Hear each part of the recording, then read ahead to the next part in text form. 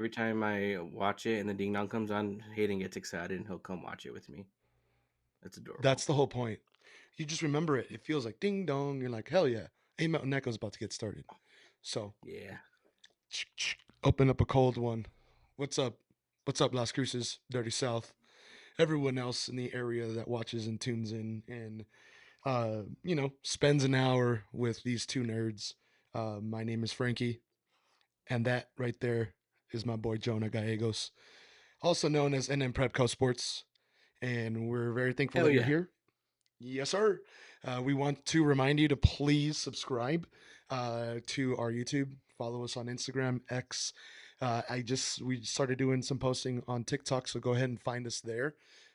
Some we had posted in the past, but it's just something that we haven't really done. So starting to do that over again. So appreciate the support anywhere you see us or you find us, or if you want to tell one of your friends that we're covering sports, we're the best in the area on doing so. That is thanks to Jonah Gallegos. So appreciate you guys and excited for another episode. Sports. Oh, the is that the Pat McAfee with like football? They just get started. Yeah. Yeah. I thought I'd add a little bit of some gusto in there. Yeah, I like that. I like that a lot. Let me move this. Let me move this here. Now you know Ooh. who we are. Hey, Mountain Echo. You would have never known.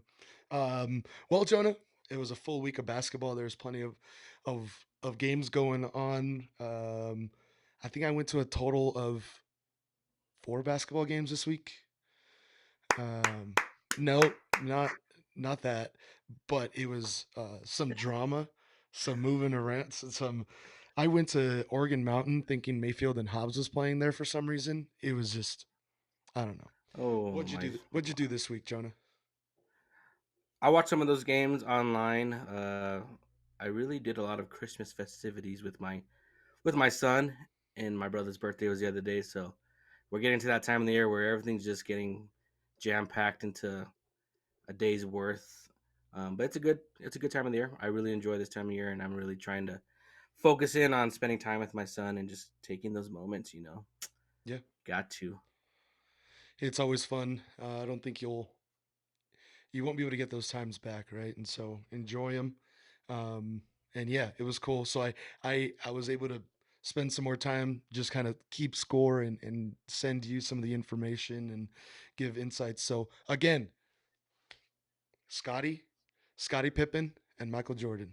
So no, where should we get started here? We're kind of having a hard time trying to choose which way to go. We have the Centennial hosting the hoopla for the boys and the girls, and then we had Hobbs in town playing both Mayfield and Oregon Mountain, and then Alamogordo was also in the tournament, or like kind of like a round robin situation. So plenty going on there for boys and girls. Um, but I think first and foremost, I think we should get started with the 6-7 basketball Oh game. God. Um, And the new number one team right now, and let's yes, go. sir. Hey, dogs everywhere you go, we got some dogs around here. Uh, let me pop that up here. Dang it. I just put that up and now we gotta take it down. All right, we'll take it down. I'm The Bulldogs are the number one team in the state. We've been hearing that all year, and it's gonna stay like that. Jonah, give us a little bit of hype here. What's going on with the Bulldogs? I'm just telling you, we have something special again. Something's brewing up, man. But Mm-hmm. just Ben Walton. We got the freshman, Talon Miller, Jaden Brisby. All of them looked good this weekend. I know. I think those three, in fact, were the all tournament team with Ben Walton Mm-hmm.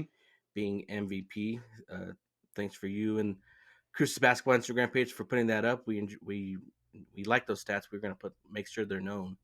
Um, but that just tells you they have a lot more guys too. Dominic Latrell came off the bench. Uh, well, I think he starts, but he's not much of a scorer. They But got he came Zayden off the bench Clark. for the championship game. At least he was off the bench. Okay, there you go Mm-hmm. then. And they just have a whole like squad of guys who can score. And of course, like there's a lot of the other guys who do like stuff that won't show up on the stat sheet.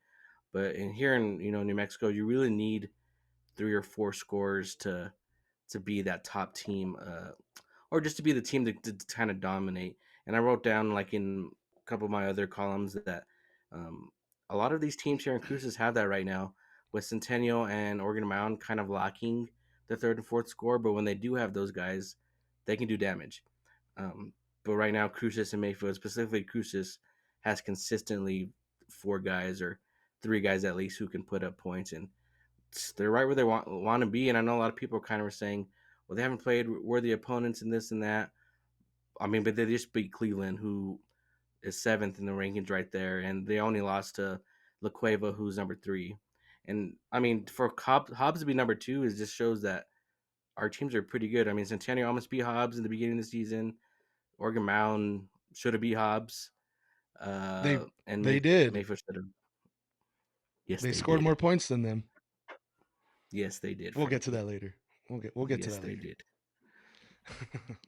But no, yeah, it's just it's a good time. I'm really happy uh these rankings came out right now, and hopefully they can stay there for the rest of the season. That'd be cool. Yeah, for sure.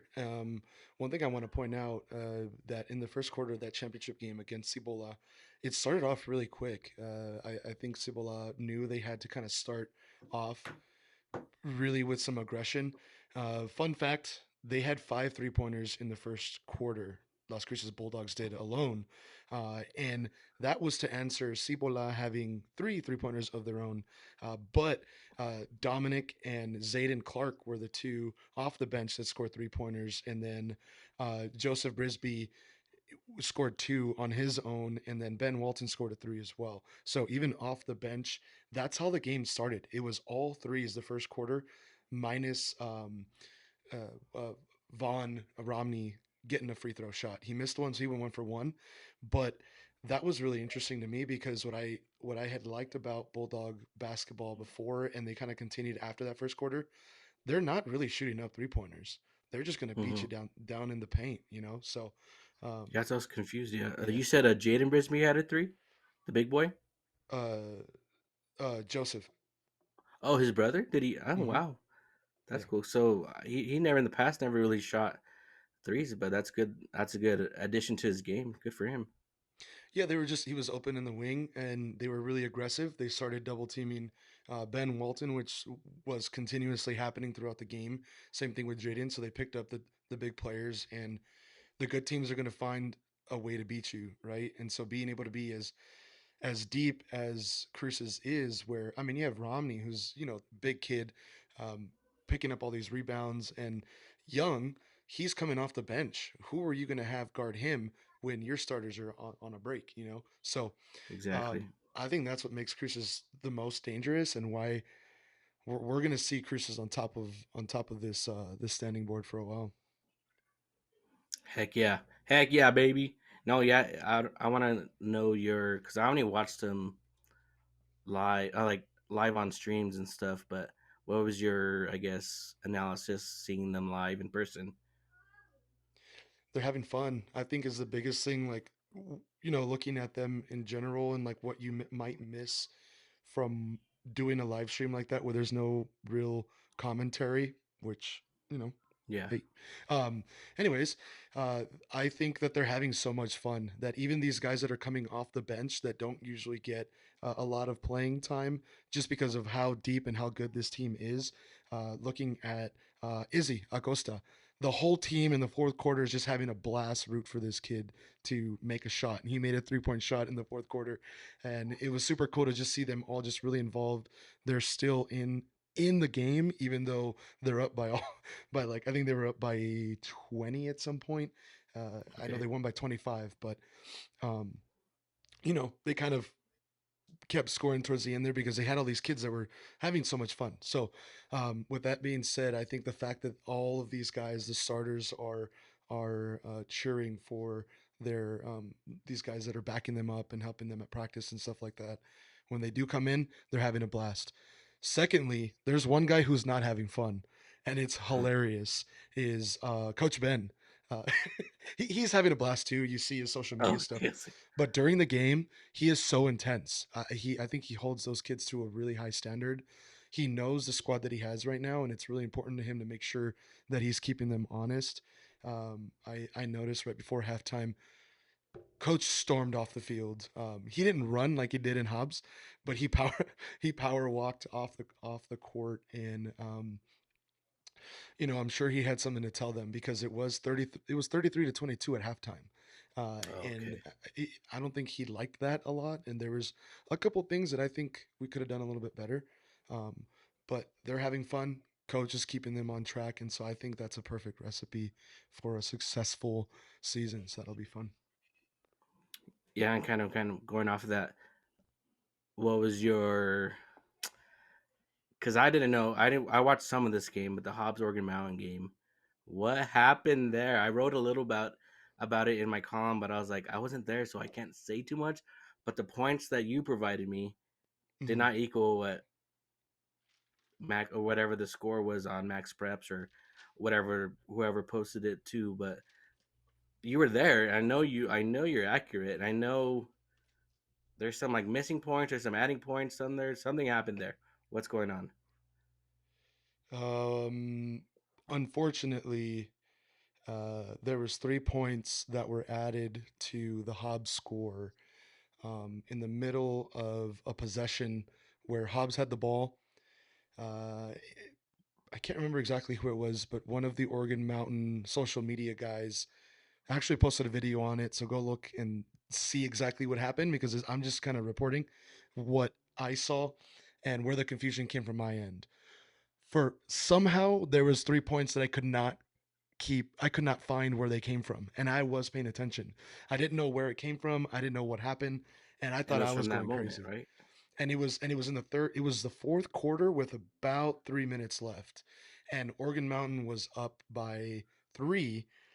They were given a 3 pointer, and then I'm sorry, Oregon Mountain was up by three, and all of a sudden, in the middle of Hobbs' possession, it was tied, and then they shot a 3 pointer, and now they're up by three. And to even to increase more of the confusion, if you go back and you watch the Hobbs broadcast, they have a different score than what their broadcaster is even saying on the stream because they're keeping score on their own, but the broadcaster is looking at the score that's up on the gym. And so he's even saying the wrong score than what was actually being shown on his feed for Hobbs. So there was some confusion there, and then you stop the clock. You stopped in the middle of the play. You stop and you try to fix it, and there was just confusion, but they kind of just got left alone. So Oregon Mountain technically lost by 1 point, but they scored two more points than Hobbs. Okay, yeah. See, when I did the math, it was like 2 or 3 points. It was like Hmm. 61-58 at the end of the day, or something like that was what I came up with. But and when I was watching the broadcast, when you told me to go back to the 207 mark, Hmm. even he said the broadcaster for Hobbs is like, this is like the fourth time we stopped the clock officially for official timeout to fix the scoreboard or just said whatever, go over it. So I don't know. It's just that's a hard job. One, Mm. like when when my internship for college, I was at NM State Athletics and I did baseball and softball. So different sport, but you can get like what the refs call it. They call it ball watching. Like don't ball watch, watch your spot. In scoreboard, you can get lost like in the mojo. Like you can just get lost in the game. I remember the umpire would have to like point at me during the games, like, "Hey, bro, like that was a strike. Click it." You just got, there's so many things that you don't account for when you're just looking at that person. Like they have to watch what the officials say. They have to make sure the time's at this. They have to, of course, mark the points. So it's not an easy thing to do, but yeah, it sucks. That Oregon Yeah. Mountain lost or was playing the Hobbs and their own scoreboard person. So it's just I just hope those kids can rebound after that because that sucks, dude. That's a pet peeve of mine too. Like when the score just not accurate. Like some I don't know. Not accurate, but at the same time, um, I I I heard that they're trying to appeal it, but what are you going to appeal? This is Yeah. kind of like the bad thing about this is that it seems like right now our system, the way that it works, is you have the home team keeping score. So Hmm. if your own are going to mess up the score for you and then you want to go back and fix it, So you can't do that. And secondly, you play the game completely different than when you're winning and when you're losing. So those yeah, last 4 minutes would have looked completely different. So it was a rough situation there. But on top of all of that, there are some bright spots to what Oregon Mountain has on their own. You know, we talk about how, you know, the strengths of the Bulldogs and being the number one team in the state. Um, Emmett McDaniel, man, impressed me. I mean, he went dog. absolutely crazy in the fourth quarter. He had 13 points. He had 13 points in the fourth quarter, and one of those 3 pointers was to get them within two. Okay. Yes, within two. He shot it from like, I mean, the logo on the Hmm. left side of the court. He shot it, and I mean, the kid was a baller. He did great. He shot well. He made his free throws, and he was the MVP of that game. And I think we would have been talking about Oregon Mountain. We would see them not at 11, and I don't think we would have seen Hobbs at 2. If one, we could have kept the score right, and then he still had an opportunity. Emmett McDaniel did to actually win at the buzzer. Nathaniel was able to get the rebound after a missed free throw, and they had 5 seconds to go down the court, and Emmett missed a layup. Um, Nothing against him; it was a contested layup. They obviously knew what was going to happen, but I think that was an awesome game and really a statement game for Emmett. Yeah, I had a chance to watch him when he was sophomore, I think, and he was good back then. And now, right now, I was wondering because in his first few games that I seen, like at the Belen tournament, he was driving more than usual, which is good. He can score in multiple ways, but I think his really, I guess, deadly scoring comes from beyond the arc. And when he's flowing right there, I bet you he can average about 5 3 pointers a game, which is Mhm. what he had at Cleveland and against Hobbs the other day. He had 28 at Cleveland, and I think he had 25 against Hobbs. Is what you put down. Mhm. But I want to know because I watched the Mayfield Hobbs game online, but the Malachi David, their big guy for Hobbs, how did he do against Oregon Mountain? Or who was? Do you remember what number or what guy was on him? Yeah, yeah.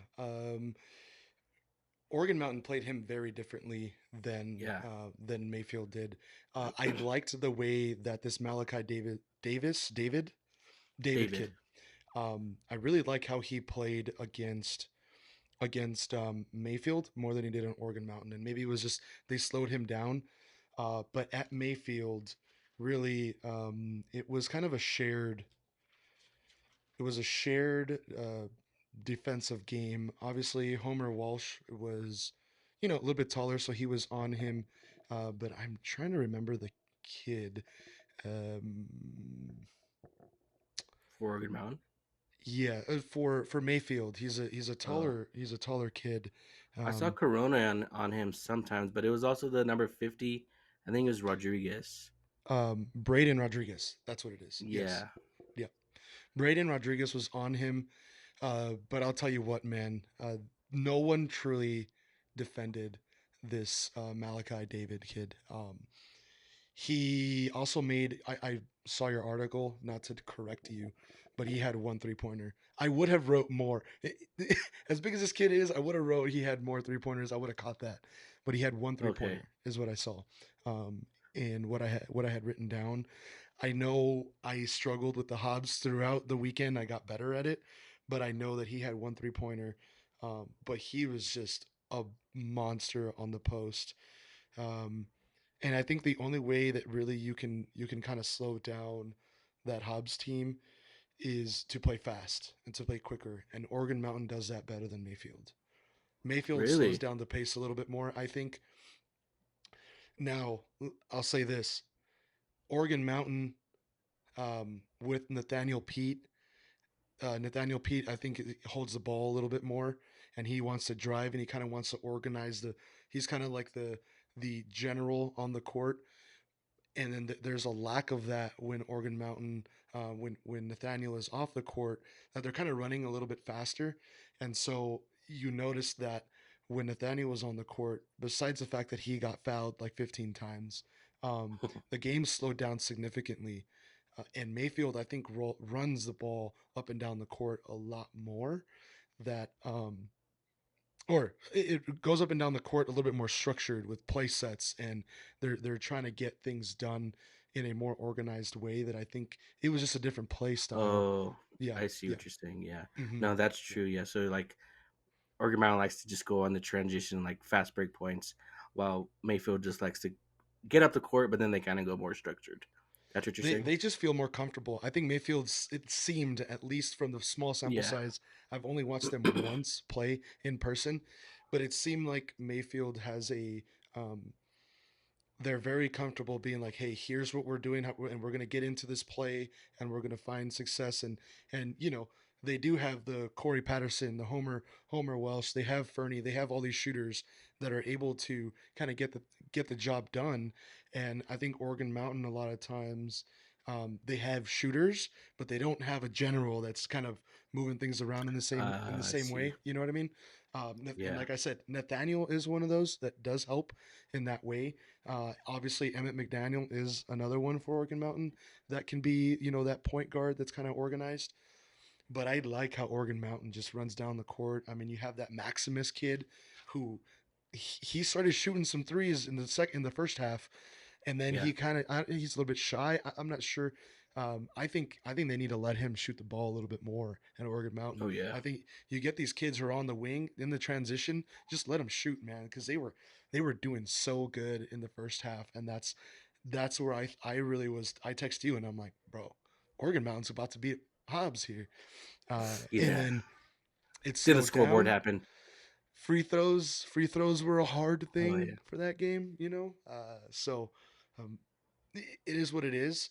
But I think that game there for Hobbs is huge because if you're gonna miss as many free throws as you did and technically lose by one, you're in a great spot, man. And you might not like that 11 seed for state, but I think Mayfield needs to be careful with Oregon Mountain. Yeah. I mean, like we said, like it's March Madness in the season Mhm. only mattered to come that time. I mean, Morgan Mountain lost to 12 seeded Farmington last year, but yeah, I think I was like, there should be no panic with Oregon Mountain. 11 is still a nice little place to be. I assume that they'll move up when the season comes around, when district comes around. I mean, Mhm. but yeah, I know Maximus Papascu, Jaime Renteria. Those boys Mhm. can shoot. I think they just need that little varsity confidence a little more. But I think when, like I said, when district rolls around, I just say like maybe one of the seniors. I think Jaime might be a senior, but maybe someone else just talk to them, be like, bro, just shoot. Like you got it. They have some smooth shots, especially Max. So yeah, I mean I like he can Max shot. He's smooth with it.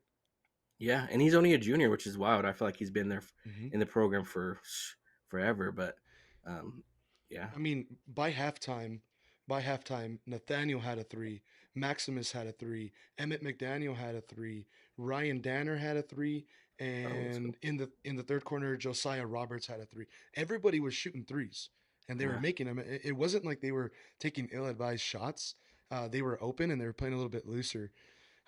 Credit to Hobbs. I think they tightened up their defense. There's a kid number two, um, that was. I mean, he was on fire, and he kind of picked it up in the second half. And then they have a kid number three, on Hobbs that slowed down. He dominated and then kind of just disappeared. He didn't get a lot of playing time in the middle of the game. So I don't know if Hobbs was going through some injuries or some like workload management as the NBA does. But yeah, that Hobbs team is going to be dangerous, and I think once they have that Malachi kid going full strength, where he essentially is unstoppable in the paint. And then yeah, yeah, they had some 3-point shooters. They had some guys that were quick. So Oregon Mountain played Mayfield. Oregon Mountain played Hobbs better than Mayfield played Hobbs. this weekend at least. So that's something that at least you have to look at and say, hey, Mayfield, they went undefeated. They're still one of my favorites just because we it was a little bit unexpected from my uneducated perspective. But Oregon Mountain is going to be a team that's going to be right up there, and it'll be a fun time for district as well. So Heck yeah, heck yeah. And just to give Centennial some love, Centennial beat El Paso. They came back down 13 in the second half. And then Cooley 2 had 33 points, bro. He had a double double. He had 15 rebounds as well and like 4 blocks that game. And then Trayson Huntsman had around, I think it was 15 or maybe it was 21. Um, but yeah, and then they just couldn't get past Cibola or Cleveland. And the Cibola game wasn't the end of the world. Sometimes you have those bad games because, um, it's did just you how it watch is in that game? sports. No, but I watched some of the Cleveland game. Um, Somehow I found it on Facebook, and I wrote a little bit on the column. I was just saying like all of it could be forgotten that loss if they just beat Cleveland. But unfortunately, it didn't roll that way. But you know, Yeah, that one was a bit. I don't know. I don't know anything. Please forgive me. Um, I'm just assessing things here. The way I saw Las Cruces Bulldogs beat Cibola, I'll give you the fact that Cibola was really aggressive and they were quick. They had shooters, but Cruces beat them 67 to 42. Um, man, I don't know how Centennial lost that game. I'd be interested to see, maybe watch it back. I wasn't there to talk about it, but yeah, we'll see how that continues for Centennial as the how they answer back. It's early in the season, but yeah, that one was surprising to me. I thought it was going to be a more challenging championship game, and then became really concerning of like, whoa, Centennial's in third, playing for third place somewhere else right now. Um, so we'll see what happens. I'm excited. I think those kids, um, they've proven that they're good. They can get it done. Younger team, so we'll see. yeah. I kind of wrote. I looked at Cibola's schedule when I was writing stuff down, and they've played some good teams, and they've had some tough losses. I mean, they lost to Sandia by 10, La Cueva, who's the number 3 team, by 11, and then I think someone else by 12, like Albuquerque by 12, and Mhm. Albuquerque is probably out of the top 12 right there. So I mean, they have that experience playing the Rio Rancho North or the Albuquerque teams. Mhm. Um, so I think that might have just took Centennial by surprise. But yeah, when La Cueva or Las Cruces like just dominated that game, I was the same way, thinking, "Wow, that's a little interesting." Cruises is Cibola good, gave bro. Centennial a loss. Yeah, that's just could be it too. I think that's what it is. Is Cruises is just that good. Um, Yeah, it was fun to watch that game. It really was. I don't, just from last year learning with you guys when Isaiah and Steven were with us. I said it a lot, and I'll continue to say it. Basketball is not the sport that I know a lot of as far as like background and things like that, and so maybe I add that different perspective, where maybe our viewers are in the same boat as me. Um, that Las Cruces Bulldogs team was a lot of fun to watch, and probably one of the funnest that I had seen in a long time. I think there was some exciting Oregon Mountain games there, but that one was really cool to see. Um, Shots were being made. It wasn't a messy game. So yeah, I just wanted to say that I think we can't look into too much when we compare um, Las Cruces Bulldogs to anyone else in the yeah, district. that's true. There's some dogs. There's some dogs.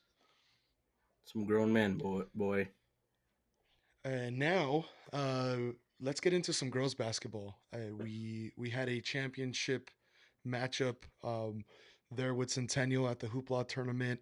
We had the Las Cruces Bulldogs girls team led by Coach Selby there as well.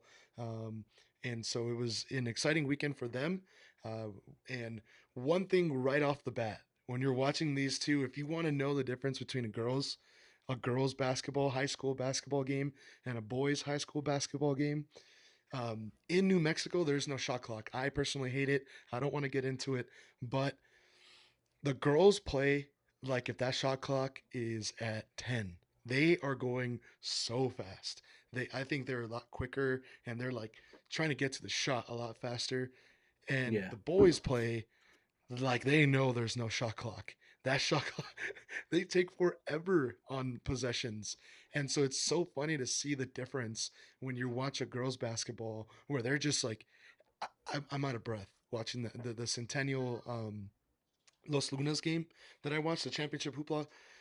I was exhausted watching that game because they are just running back and forth and making these quick passes where I'm like, geez, like just slow down. And then you watch the boys and they're like 45 seconds into the possession, tip ball, oh, who cares? You know, it's just so different in that sense. Um, so with that being said, getting into the girls basketball, Centennial did fall to Los Lunas in the Hoopla Championship on Saturday night, and it was a good tournament, and was able to talk to Coach Matt Abney.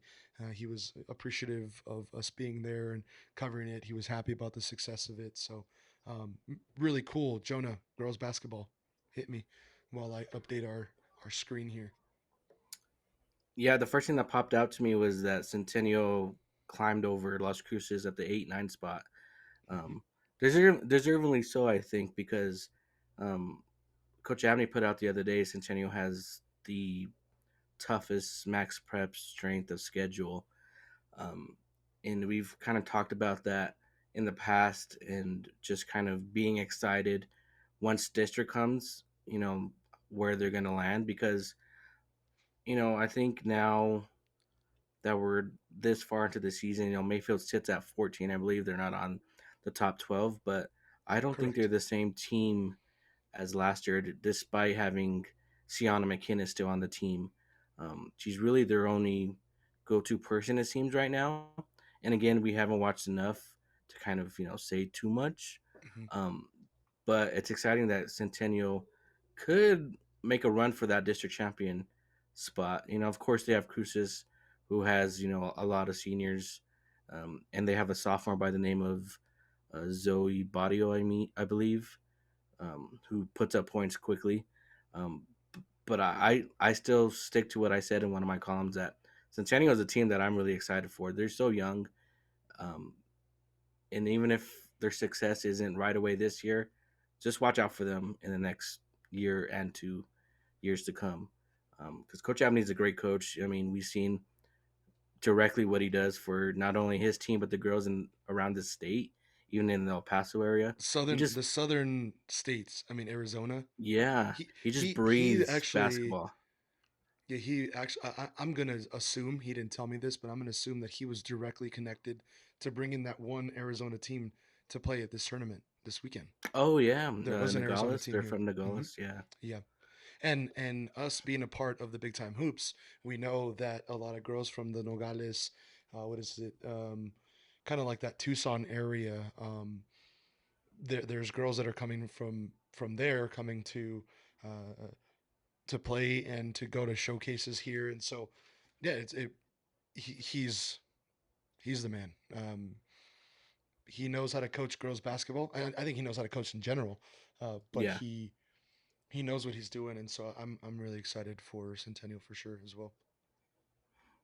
Yep. No, yeah. You're right. Yeah, he just seems like a nice person. And he is a nice person because I Hmm. mean, what he didn't really know us, still doesn't really know us too well. But when we did the big time hoops showcase, and he was open arms. Hey, you guys can have access to this. Here, you can set up wherever. Here's some snacks. I mean, he gave us food. They had such good food over there. Yeah. So I just hope um, they improve this year, which I know they will. I'm pretty sure they're gonna best their 15 seed in the state playoffs from last year. I see them as I mean, right where they're at now, but I see them can go further than 8, higher than 8. Yeah, I think once they clean up, because right now you're sub 500, and so it's hard for you to put anybody higher than maybe a six or a six or a seven. Gosh, Oh, again, bro, it's just uh, not leaving you. um, it's hard to put anybody up higher than those Yeah, numbers, being sub 500. But um, once they're able to kind of show that the expectations aren't just expectations, I think that they'll climb up, and then that'll also give the Bulldogs the opportunity to climb up as well as they're playing them back and forth, and they can show like, hey, we can hang with Centennial. Um, that will kind of it effectively um, strengthen Las Cruces' strength of schedule. If you're Hmm. playing the strongest team by the schedule, you know what I mean? Like you're also kind of playing the toughest teams as well. If you're able to beat them, those Yeah, are brownie points, right? I wanted to point out just as a highlight of the championship game, um, Bella Walter was someone that did really well. I spoke to Coach Abney after the game, and my one question for him was, "What did you tell Bella after halftime or before halftime, heading into the second half?" Because she was struggling. She had no points in the first half, and then she came out and exploded with 9 points in the third quarter, and then slowed down a little bit. But she was the one who was keeping them in the game after that second the second quarter, where really that's really where Los Lunas kind of pulled away. Los Lunas has some really yeah, good players on that team, and they have an eighth grader that's a starter and that was balling, and she made the all tournament team. She was an absolute stud, so that was cool to see. yeah. I mean, Centennial played the number one team Rio Rancho in the Rio Rancho tournament last weekend. Played Las Tunas twice already. Played Sandia once, and yeah, that's like 1, 2, and 5 right there. So Hmm. they're gonna be fine. They're gonna be fine. Yeah, they'll be good. I noticed some familiar faces from the big time hoops, and some of the girls you actually interviewed. So I'm even not only for Centennial but for Los Lunas, and there was other girls around in that tournament that weren't from Cruces that were there.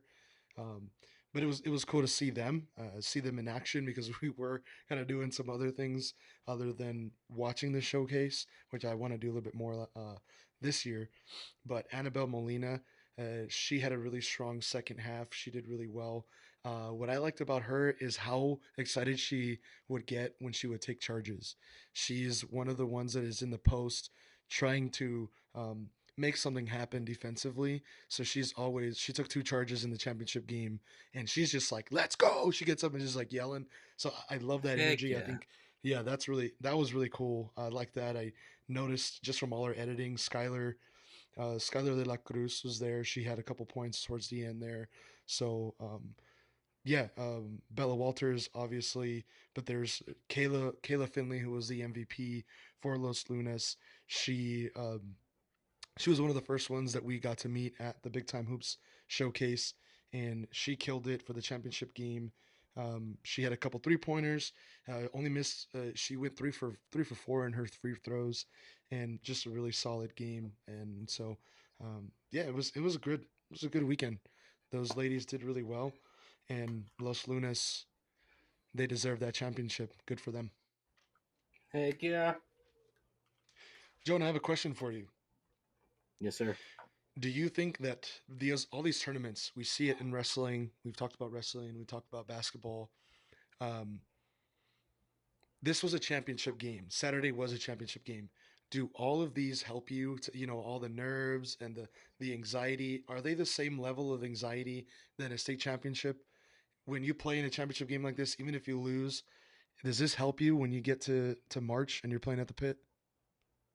Oh yeah, I think that's why these Centennial and these Las Cruces teams, uh, play so many tournaments. Especially this year, I don't remember in the past too many tournaments being played by any Mhm. of our Las Cruces area teams.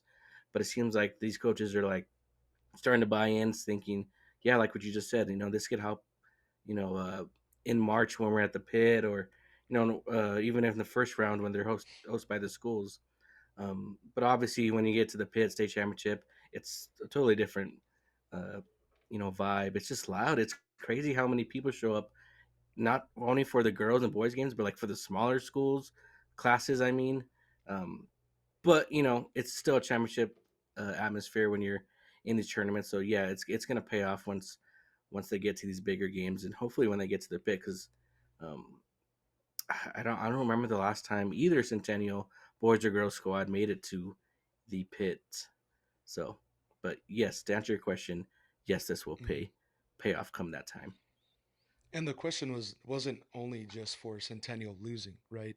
Um, Hmm. Last week the Bulldogs won, Oregon Mount Mayfield won, right? But Oregon Mountain Hmm. lost to them. So you're playing championship caliber matches where there is something on the line there that I think all of these things are helping. And we are keeping track. I think our city, um, everyone has played in a championship game already, if at least one. And for the Bulldogs Centennial, they've played a little bit more, but um, yeah, it's exciting to see that they've gone up north and they end up playing the championship games. Played down here in the south side, and we're also doing the same thing. We're playing championship games, so I mean, Hobbs is hopefully it still all considered pays. South, Mhm. correct? Yep, Let's go, Dirty South, baby.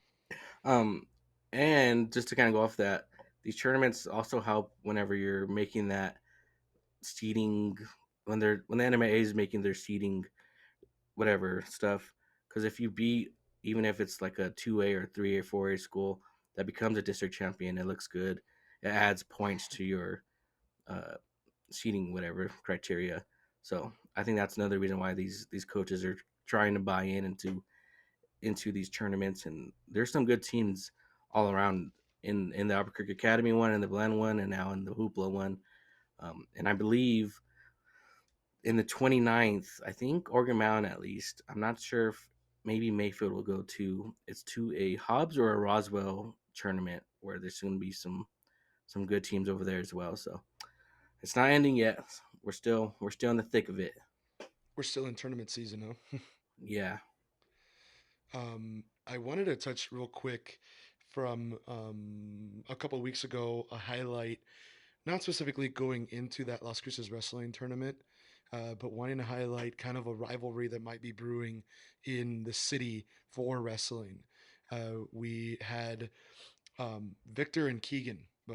Victor Mirabel from Las Cruces High School, and then we had Keegan from Centennial, Okay. and they're both 285 weight class, and um, Victor got fifth and Keegan got third place. However, Victor beat Keegan early in the tournament, and then just how kind of things are set up. Somehow Victor ended up falling and was only able to compete for fifth place, and Keegan continued to win his matches, and he got third place. But once wrestling season actually gets started, where they start doing duels and one school will play the other, that's going to be a really interesting matchup that I think uh, we should start drawing some attention to. That Cruces and Centennial are the two closest matchups when it comes to wrestling. They will be playing for district, in my opinion. No disrespect to Oregon Mountain, what they're doing, but when we're seeing all the standings and just from all the results of the tournaments, Centennial and Cruces, I think, are going to be the two teams standing there that are producing the most champions now, and direct rivalry there in Victor and Keegan, which is really cool. That's the one thing about wrestling is there you can talk about coaches all day, but these kids, they have to do the work on this, right? There's Yeah. no play calling, there's a little bit of coaching, but at the end of the day, it's Victor and Keegan head to head, and that one is crazy because they are just 5 miles apart from each other, and they are both dogs, and it's going to be really interesting to see how that continues to play out. How does qualifying for state work in wrestling? Points, standings, everything. You start getting your points together, and that is also a really good question that we can ask. If you know about wrestling, please let us know. All I know is Yeah. that points do matter. Um, yeah, I think as a team, you might qualify as a team, but you also qualify individually, and sometimes one and not the other happens. But yeah, as that continues, maybe we can ask one of the coaches, maybe to hop Yeah. on here and kind of describe that a little bit better, because Yeah. I really I don't know a straightforward answer on that. Um, cool. NMSU basketball. Men's, Dub, they got the dub. dub today, Hey, baby. that was asked about. Ooh, ooh, explicit right there. Let's go. Yeah, back in the win column, baby, and in conference Just play. dip out. We're undefeated in conference play. A wide open conference this year. I mean, you said it last time. Uh, it's not. I guess it's more. What's the word? Parity, right? Is that the word in this Hmm. conference? Anyone's game. Liberty's not what they used to be. Ooh, I think won last year. And I really don't hear much about anyone else. Everyone's kind of the same record heading into conference play. Like the teams we really know, like Sam Houston was 7-3 today. But that's a good win. They have a good coach. That coach under Coach Ewan for I think most of his Sam Houston career, Hmm. and so for him to have that game plan, we were really up by 15 plus for most of the game. I think 20 a couple times, and it ended up being like an 11 or 12 point win. Um, but yeah, finally got rid of the bad mojo from that Texas road trip. I think Mims was the one who really kind of took charge in, um, kind of played differently than we've been seeing him in the last couple, at least the last 2 weeks. It was interesting in the broadcast they had mentioned again Adam Young, Goat. just doing his thing. But he had mentioned, and I thought it was really cool that I guess he had spoken to Coach Hooten, and he had said that Coach Hooten said that Mims is one of the most athletic men that he's ever coached. Which I thought was really interesting. I see him as a big dude who doesn't play like a big dude. He's very very agile. So I believe it as being one of the most athletic guys that coach has coached. But to see him being able to play well, he's a dude who's kind of stood out today.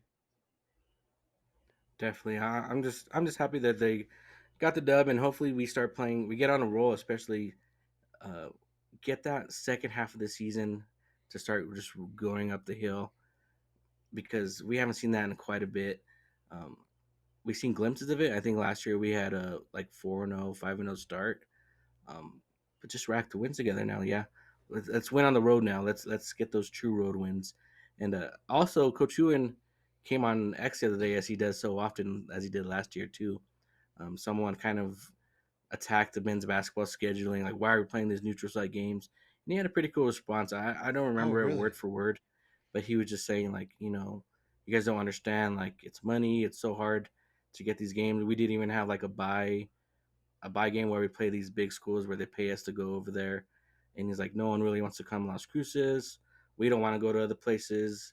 So that's how we made a middle ground and kind of what we assumed last time we talked about it. But yeah, if you have questions, I feel like you should just tag Coach Ewan on Twitter and he'll explain to you the situation. I mean, he's not came at us, but he's told us before, like once we tweeted something, I forgot like how to keep guys.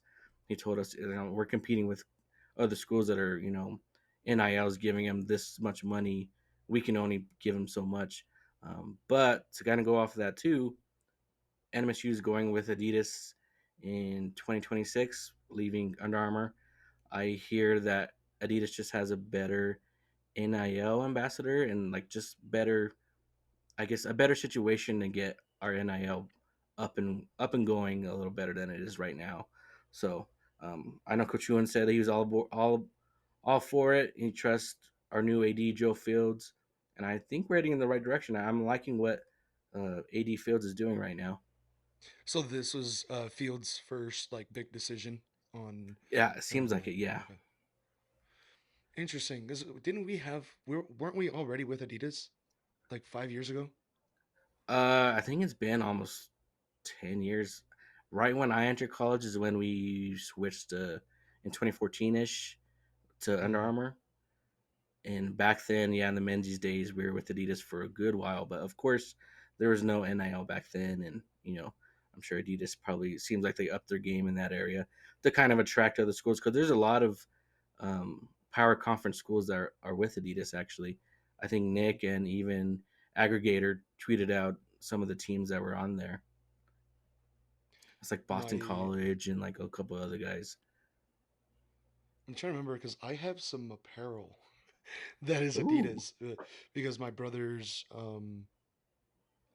used to be a equipment managers or whatever, yeah, and then when there was that switch, they're like, hey, some of this stuff is just gonna go to waste, and so they gave them like gloves or whatever, and so yeah, they handed me some things, some practice shirts or whatever, and it is Adidas, so that's why I'm confused that we just kind of left them and then came back. What was the decision there to go to? I don't know, but cool. I kind of am indifferent. I'm a Notre Dame fan, and I know that Adidas had been doing some stuff, or I'm sorry, Under Armour was doing some stuff for Notre Dame for a long time, and then they switched.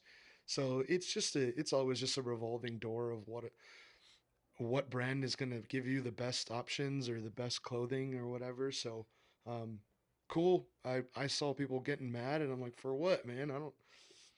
Some people happy, some people upset. I don't think it really matters. I just want to win a freaking game. Can we go to a bowl yeah, game? Can we do that? yeah. Let's Can we go figure that back, out? man. Is Adidas going to do that for us?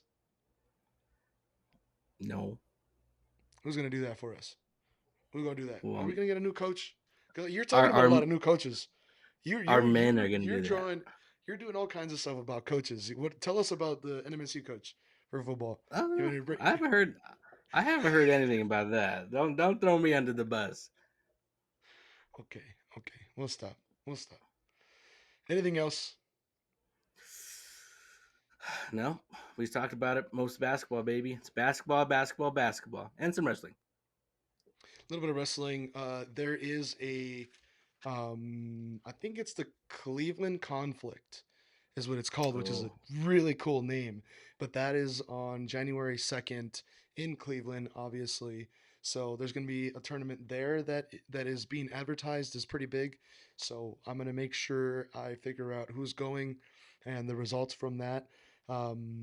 Sorry to tell you this, I will not be going to Albuquerque on January 2nd, but mm, I'll do my best to follow that and see what's going on. I'll see if I can maybe get in contact with some of the coaches. They can take some pictures.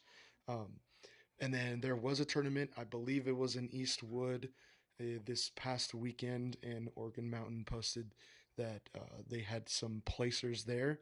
Um, but I don't have any pictures or anything to post or share on that. But I do know that Oregon Mountain is doing some pretty cool stuff social media wise, posting little things here and there. So um, we'll try to follow them and follow along on what they're doing. Yeah, buy some surf and turf. You like this hat? A little nice little rope hat. It's There's some really cool stuff for brands. Just scan that little QR code right now. scan Pull out right your there, phone. baby. Go ahead, do it. Scan that thing. It works. I Go ahead, do it right now. promise. I did it the other day. Just do it right now. Right now. Just do it. Right now. And go and subscribe and like these videos, man. Come on now. Helps us out. Go to nmprepcosports.com through Substack. Subscribe there if you want your little uh, written sports fix compared to the video. You know, we're trying to do all these things. We're trying to put the Southern New Mexico back where it belongs. Um, so yeah, help us out. And Merry Christmas. Merry Christmas to Yes, you. Merry Christmas to the fam. Merry Christmas to, um, or Happy Holidays, whatever. But I will be celebrating Christmas. So Merry Christmas to you. And I don't know, there is a break. Oregon Mountain did send us the boys basketball that they have a couple games this week. I But think one let's take a break, Jonah. We'll be back after the new year. How about that? How you feel about back like that? we never left. I'm cool with that. We do whatever. Okay. Yeah, let's. I know that's what we did last year. It's a full year. We've been doing this for a year now. Because Let's go. this was around the time that we talked to Fat Crates. We were gonna get started. We did one episode. This is also like the 1 year anniversary of Mario Mocha leaving as well. I think it's around that time. I was looking at the videos. Yeah, Um, so we were going to officially start with Fat Crates at the beginning of the year, and we took a break. And I think we'll do that. We'll keep posting stuff on our social media, but as far as giving a recap, like even today, is one of our shorter episodes. Um, Basketball is kind of the only thing happening right now, which is awesome, but it's going to pick up speed soon. So let's wait for things to start getting going again. Um, and we'll get back at it on the first of the year. Let's go. Be nice to people Cool. out there. Let's go. Merry Christmas. Happy New Year. Merry Behave. Christmas. Don't be fighting. We don't need to be on any Las Cruces community watch things. No mugshots. That goes for me too. I don't know.